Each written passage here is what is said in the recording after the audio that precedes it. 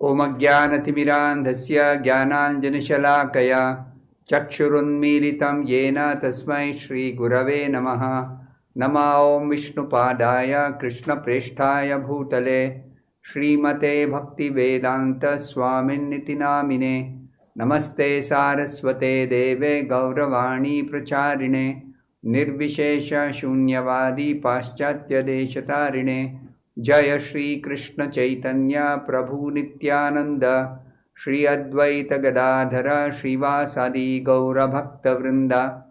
Hare Krishna Krishna Krishna Hare Hare Hare Rama Rama Rama Hare Hare.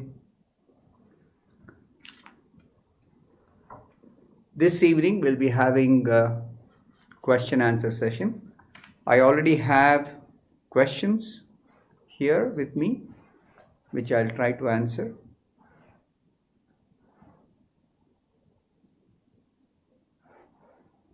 Here is a question. What is the difference between chapter 3 and chapter 5? Here the sense is the titles, specifically the titles, or the title indicating the contents.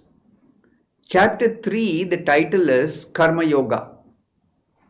And chapter 5, the title is Karma Yoga, Action in Krishna Consciousness. So both are actually describing Karma Yoga, both the chapters. Still there is a difference. If I may put a suffix for chapter 3, Karma Yoga, performing prescribed duties in Krishna consciousness. So the difference is that chapter 3 is Karma Yoga, performing duties in Krishna consciousness. Chapter 5 is Karma Yoga, action in Krishna consciousness. So the difference is between prescribed duties mentioned in chapter 3 and action, simply action or activity mentioned in chapter 5. So in chapter 3,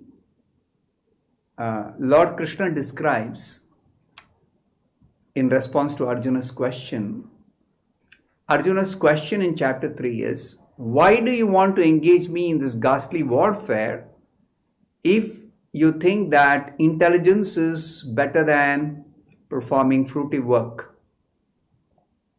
So in response to that question, Krishna elaborately explains Karma Yoga, performing prescribed duties in Krishna consciousness. So Krishna says in 3rd chapter that one cannot be inactive at any time, any moment. One should always be active, doing something. So, therefore, Krishna recommends that if you don't perform activities according to the Vedic directions, prescribed duties, then you'll be engaged in some other activity which will cause bondage for you, which will cause, which will give you reactions. Therefore, Krishna says, perform prescribed duties. But how should it be done? Prescribed duties, how should it be done? It should be performed in Krishna consciousness. Means every activity, every duty that is to be done should be done as sacrifice to Vishnu. Whereas in 5th chapter, action in Krishna consciousness means it is a little advanced stage for a person who's already understood that my only business is devotional work. Karma Yoga in the 5th chapter particularly refers to devotional work. Karma means work and yoga means to link up with the Supreme. And the Supreme is Lord Krishna. Therefore, karma yoga in the 5th chapter means to perform all activities in Krishna consciousness. So therefore, the 5th chapter is not only prescribed duties, but any activity, all activities. So that's a more advanced stage. That is explained in the 5th chapter. Next question. Kindly explain what is meant by painter, painting and easel in Bhagavad Gita 13th chapter 3rd verse purport. What each corresponds to. Bhagavad Gita, please. So in the 13th chapter, in the 3rd verse, Srila Prabhupada is explaining in the purport that one should not confuse the 3 specific entities mentioned in the first 3 verses of the 13th chapter. The field of activity, which is the body, and the individual soul, who is a knower of the field, one of the knowers, and the super knower, the supreme knower, the supreme Lord in the heart of everyone is a super knower, is a knower of the field or the body in everybody. So distinctly, these are the 3 entities mentioned in the first 3 verses. The body, the individual soul and the super soul. So one should not confuse the 3, clearly understanding the difference. So Srila Prabhupada gives an example, just like there's a painter. Now when he is painting on a canvas, then to hold that canvas for him to properly paint, there's something called an easel. Easel means a stand. So one should not confuse the 3. The painter, the painting means the canvas, and the easel, the stand. Now each have got their own specific position. Now, just like the super soul is actually the actual controller of both the individual soul and the body, though it appears like the individual soul also is able to control his body, but in reality, that limited amount of control that an individual's person or a soul exercises over his or her body is actually permitted by the Supreme Lord as Paramatma, as the super soul. It's only permitted, and it is very, very limited. Whereas the super soul, Krishna, he has full control over every body, over every soul, over everything. So similarly, of course, this is the example that Prabhupada is giving, painter, painting and easel. Now the painter is the one who is actually the controller of the canvas, what is going to be painted on the canvas, and the easel itself as a stand for holding the canvas for him to paint. It is never that the painter has no ultimate control over the painting and easel. The painting and easel have got their very limited or a small part to play in the entire activity of painting by the painter. But ultimately, it is the painter who is completely in control, and the painting and easel are just mere instruments, that's all. Then the next question. where in 6th chapter traditional Jnana Yoga is explained. In the 6th chapter, traditional Jnana Yoga is not explained. What is explained is traditional Ashtanga Yoga in the 6th chapter. Next question. What's the difference between traditional Karma Yoga and our Karma Yoga?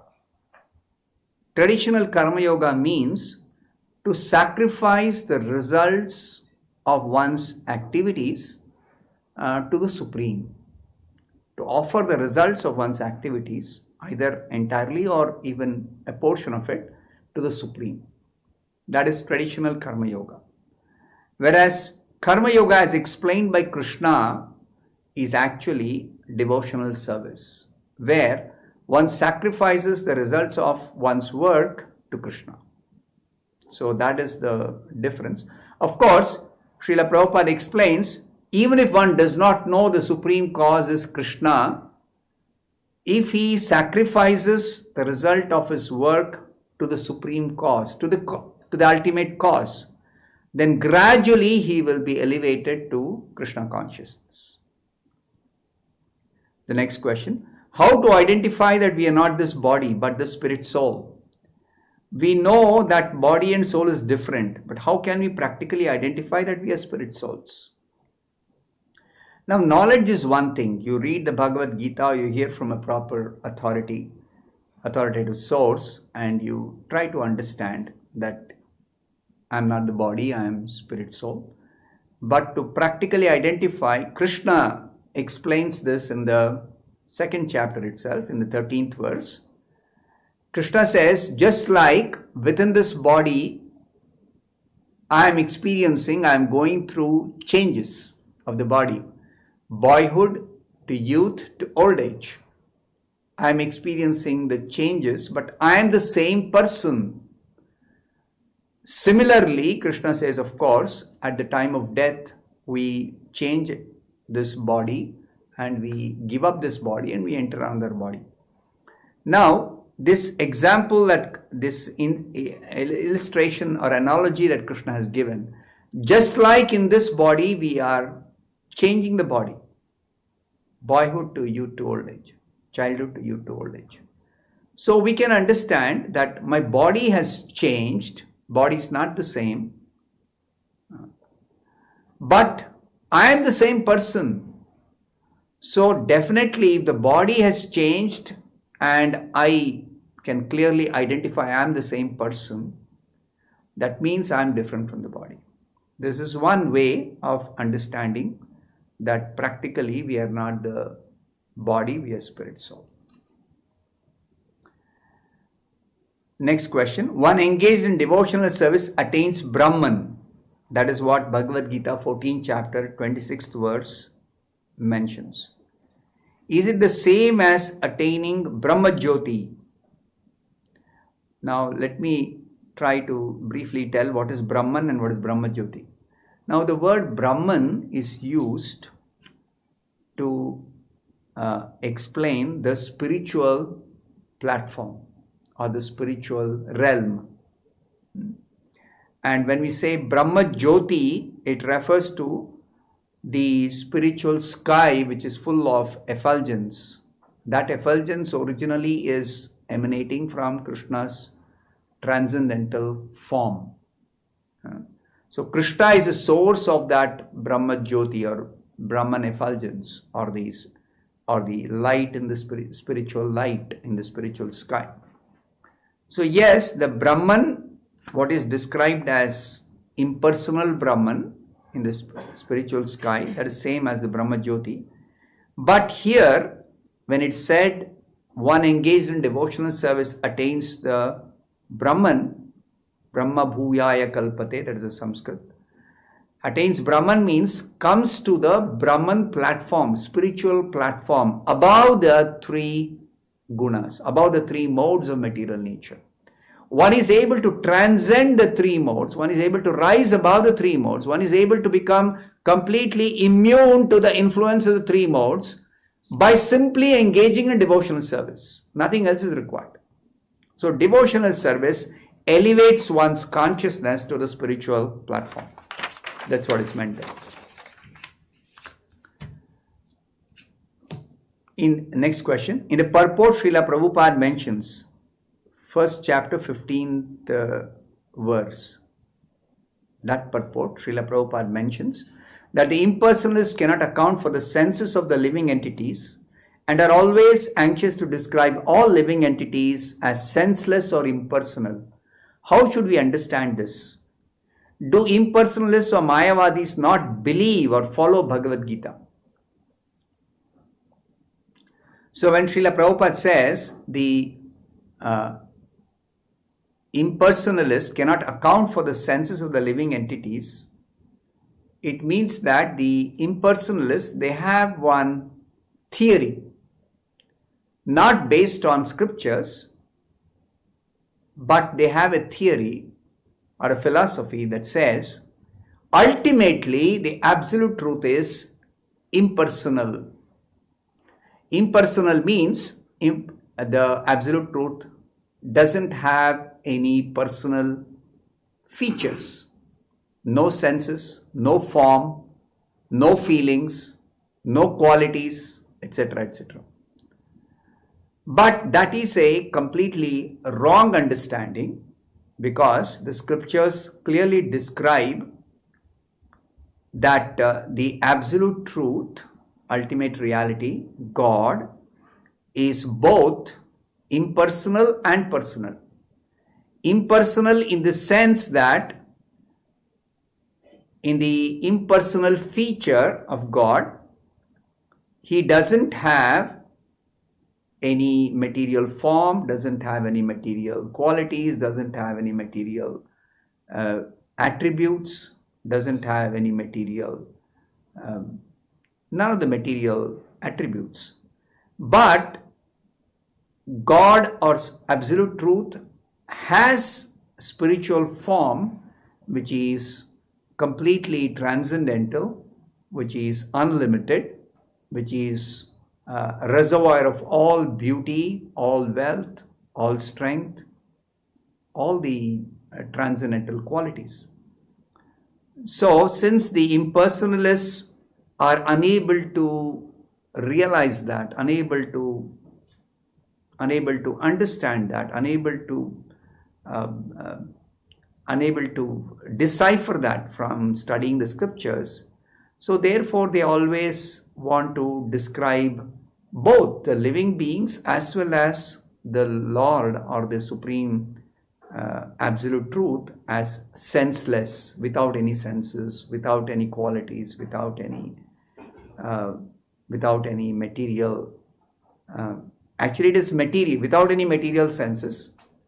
These senses that we have, material senses, these are actually not us. Each one of us, we are different from the body, material body. So we have our spiritual senses, but they are covered by these material senses. So that the Mayavadis or the impersonalists cannot understand. Now, if the question is raised, do they believe or follow the Bhagavad Gita or not? Now, yes, they read the Bhagavad Gita. They have got their own commentary on the Bhagavad Gita based on the impersonal theory that ultimately the absolute truth is impersonal. And all living beings are non-different from the absolute truth in all respects. This is their theory. So based on this theory, they go on explaining or interpreting the verses of the Bhagavad Gita. They have their own explanation. Next question. Krishna says that he spoke Gita to the sun god millions of years ago. What was the specific incarnation of Krishna at that time? Now this fact is mentioned in the Bhagavad Gita. Krishna tells Arjuna that I spoke this Bhagavad Gita, the science of yoga, millions of years ago to the sun god. So when Krishna is telling that, it means that Krishna incarnates in this world again and again and again, many, many times. Now, Krishna remembers all his incarnations because he has got unlimited knowledge, he's got unlimited memory, he's got unlimited all the attributes. He's unlimited Lord, unlimited personality. Whereas Arjuna is not unlimited person, is limited person. So Arjuna was always present with Krishna whenever Krishna incarnated in the past, but Arjuna cannot remember all his past births. Krishna can remember. So the specific incarnation of Krishna is not mentioned in the Bhagavad Gita. I don't know of any other source where this may be mentioned, but Bhagavad Gita and all the scriptures say that Krishna incarnates again and again. The next question: how can we understand and apply relevance of Bhagavad Gita in the current difficult situation of COVID? Bhagavad Gita specifically talks about how to attain the supreme spiritual peace. One of the specific characteristics of life in this world is that it is always filled with some disturbance of mind, some anxiety. In the Bhagavatam it is said, Sada samudvigna dhyam asadgrahat. Anybody who accepts a material body and consequently becomes active in this material world is always going to face some anxiety or some disturbance in the mind. So such disturbance in the mind or anxiety can be completely, totally eradicated only by devotional service. Otherwise it's not possible. So Krishna explains in the Bhagavad Gita how by doing devotional service one can completely become totally free from all disturbances in the mind, including this difficult situation that we are all going through or facing at the present moment. We can become free from all disturbances simply by devotional service. Krishna gives an example in the second chapter. Just like the different rivers are entering an ocean, but the ocean is undisturbed. Similarly, desires may be there even in the heart or mind of a devotee, but the devotee is undisturbed by all these desires which come like rivers entering an ocean. And just like an ocean is undisturbed, you never see the ocean going beyond the limits. Otherwise the cities on the shore of the ocean would all be flooded and would be completely destroyed. No, it never happens.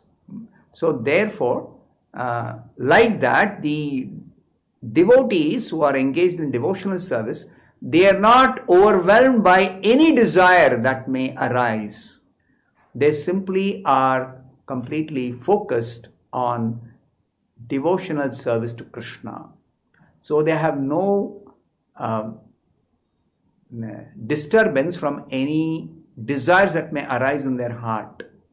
In that way, they are completely peaceful always, under all circumstances. Next question. If everybody and everything is equal before Krishna, rather Krishna resides in everyone and everything, then why does Bhagavad Gita mention the caste system? Good question. Yes, Krishna is equal. He doesn't have any partiality towards anybody. Bhagavad Gita talks about the caste system. Specifically, it talks about Varnasrama. Chaturvarnyam maya srishtam. These four social orders, occupational divisions. Krishna says he has created people who are situated in different gunas, different modes of material nature. As you might be aware, there are three gunas: sattva guna, rajo guna, tama guna. These are three qualities of material nature itself. Now, every person by birth, according to the past karma, they are born with a certain mix of these three qualities. So if somebody is predominantly having sattva guna, then they are called sattvic. If somebody is having rajoguna, they are called rajasic. If they are tamoguna predominantly, then they are called tamasic. But according to these gunas being predominating, one guna predominating over the other two, they are inclined to work in a particular way. So Krishna says that according to your guna, you are inclined to work in a particular way. Therefore, you are recommended to work in a particular way suitable for your guna. Just like somebody is very, very intellectual, they are inclined to work using their intelligence. So they are suited for Brahmanical type of duties, studying the scriptures, teaching the scriptures, guiding the society as regards the ultimate goal of life, or giving directions or instructions to people who may be requiring some direction or guidance, like that. So a Kshatriya is basically situated in Rajoguna, which is the inclination to do duty as a warrior or a protector of the weaker sections of society by maintaining law and order. So like that, everybody according to their guna, according to their nature, acquired nature, they are classified into different divisions to properly situate themselves as regards doing some occupational work. So Krishna is equal. He does not say one is lower than the other. That is the artificial thing that has happened in the last 300 or 400 years, that the caste system has become a vitiated, the Varnasrama system has become a vitiated caste system, that some people consider themselves as superior because they are Brahmanas by birth. They may not be having any Brahmanical qualities, may or may not have. But in any case, Krishna does not say one is superior to the other. He says by whatever qualities you have, you perform your natural duty or work, and by the result of that work, everyone should worship Krishna. Swakarmana tamabhyarcha siddhim vindati manavaha. If you want the ultimate perfection of life, whether you are Brahmana, according to your nature, you're working in a Brahmanical way, or like a Kshatriya or a Vaishya or a Shudra, you simply have to do your duty and offer the result to Krishna. That is the only way of perfection, and that is equally applicable to everyone. So in that way, Krishna is completely equal to everyone. Next question.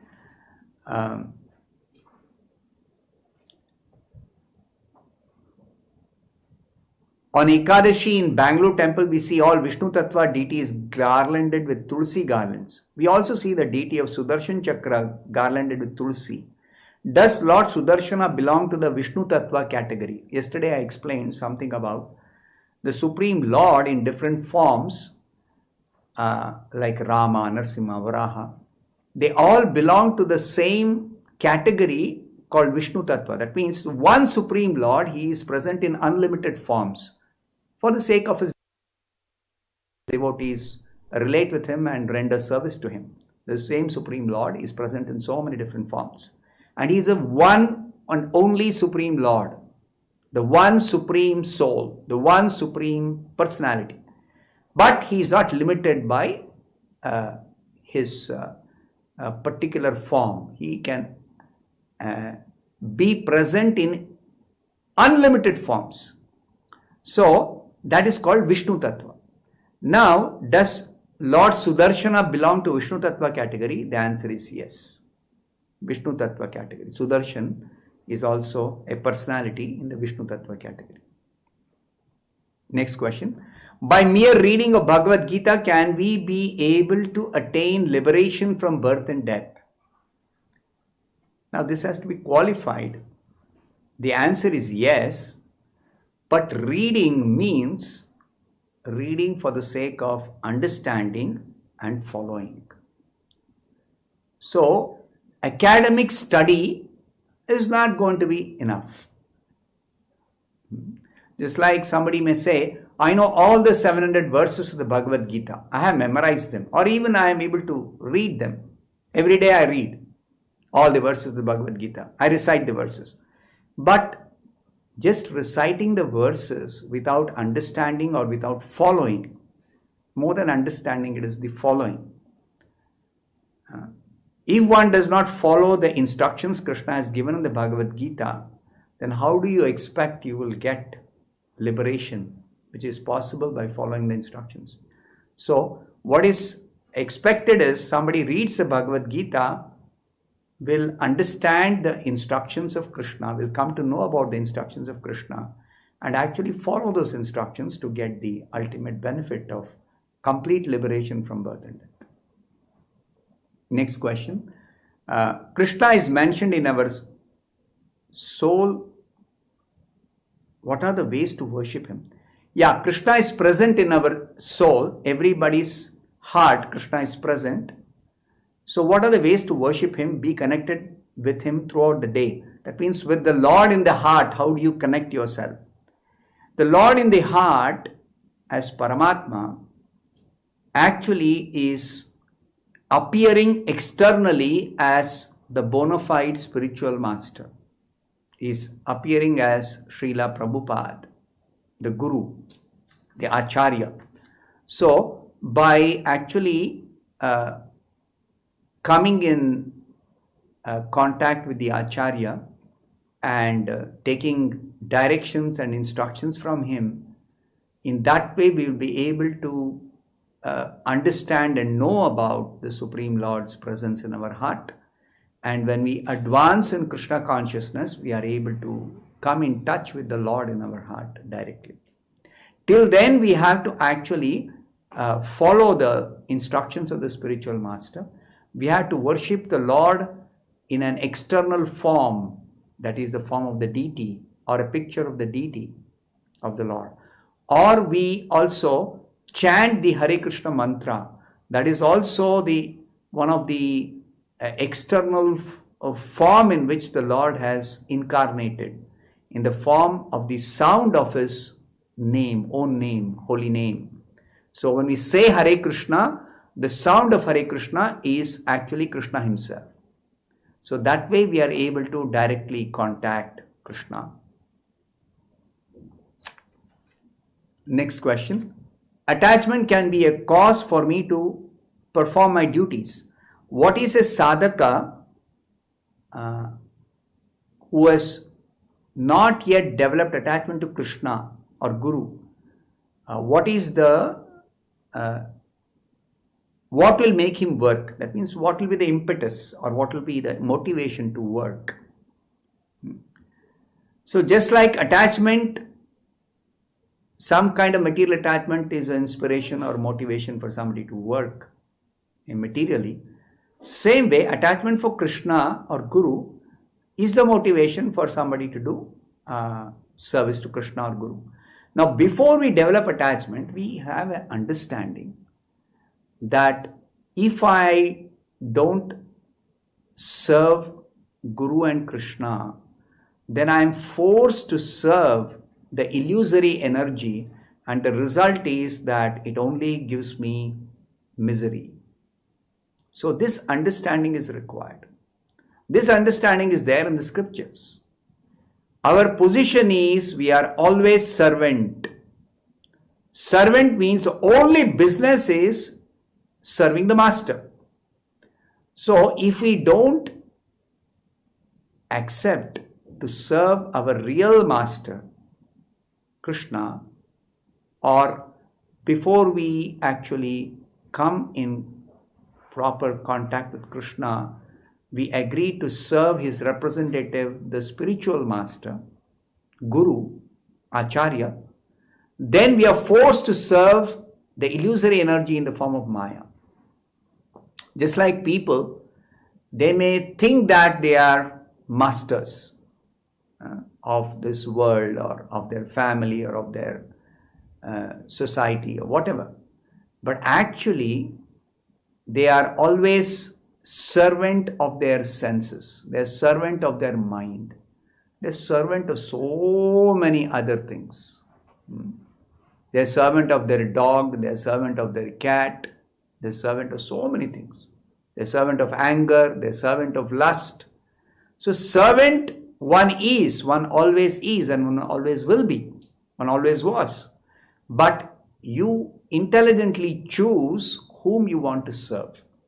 If you serve your senses, if you serve your mind, if you serve your anger, lust, greed, then that is only going to result in so much of misery and suffering for you. If you instead choose to serve Krishna or serve the spiritual master, then there is only freedom from all material miseries. There is spiritual progress, there is spiritual advancement, and eventually, by making proper progress, you'll be able to attain the ultimate liberation of eternal blissful life full of knowledge. So that is the recommendation in the Bhagavad Gita. So with this understanding that if I don't serve Krishna, then I am forced to serve the illusory energy, one should intelligently choose to actually serve Krishna instead of serving the illusory energy. And that is possible in the beginning by simply following the instructions, by doing it as prescribed duty. Prescribed duty. So you do that prescribed duty with a intelligent understanding why you have to do it, even though you may not like to do it or you may not be attached to doing that. So as you keep doing, you become purified, you become advanced, and then you develop attachment for Krishna. Next question. What if someone is not experiencing peace and happiness after eating Krishna prasadam for many years? Yeah, it is told in the Bhagavad Gita that by taking Krishna prasadam, one is able to really experience real peace, and ultimately real peace is the foundation for real happiness. So one is able to experience real peace and real happiness if one makes a habit of regularly taking Krishna prasadam. Because it's Krishna prasadam, what does it do? It purifies the heart of all material contamination. Our experience of not having peace of mind or not having real inner happiness is only because of the contaminated consciousness or contaminated heart, materially contaminated heart. So those who are not taking Krishna prasadam, that means those who are simply eating without offering the food stuff that they want to eat before eating, if they don't offer to Krishna, then they are simply eating something which will result in sin. That's what is explained in the Bhagavad Gita. So if you are sinful or you're eating sin, then you cannot expect peace, you cannot expect happiness. Now what if somebody is not experiencing means they are either not understanding what this real, what is this meant by peace and happiness here, or they are not properly following Krishna's directions or the instructions of Bhagavad Gita in making a proper offering to Krishna and properly, we don't say eating Krishna prasadam, we say honoring Krishna prasadam. So by properly offering to Krishna and properly honoring Krishna prasadam, one is definitely able to purify one's heart, which naturally results in peace and happiness. And if somebody expects, in spite of properly offering and properly honoring Krishna prasadam, their expectation may be wrong. That's another reason why they feel, I'm not getting peace. So this peace is not that you will be completely free from all material disturbances. As already told in the second chapter, a devotee, even though there are so many desires coming from within the heart for material enjoyment, or so many different impulses from within the heart, so many different feelings or so many different thoughts, but a devotee never gives attention or gives importance to all such desires or feelings from within the heart. Devotee simply follows Krishna's instructions, Krishna's directions, and simply is engaged in devotional service to Krishna. That way the devotee is peaceful. Not that when I engage in devotional service, all material miseries will stop. They don't immediately stop. It requires some time for the material miseries to stop. So, till such time the material miseries completely stop, till that time one has to actually follow Krishna's instructions and carry on devotional service and become completely absorbed in devotional service. That way one can be actually peaceful. So it's time up. We'll take the remaining questions tomorrow.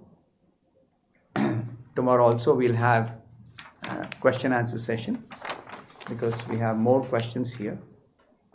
So if anybody else also wants to ask questions, you can send those questions through live chat tomorrow if you're not already sent. And if you already sent it, then if it's not answered yet, I'll answer tomorrow. Thank you.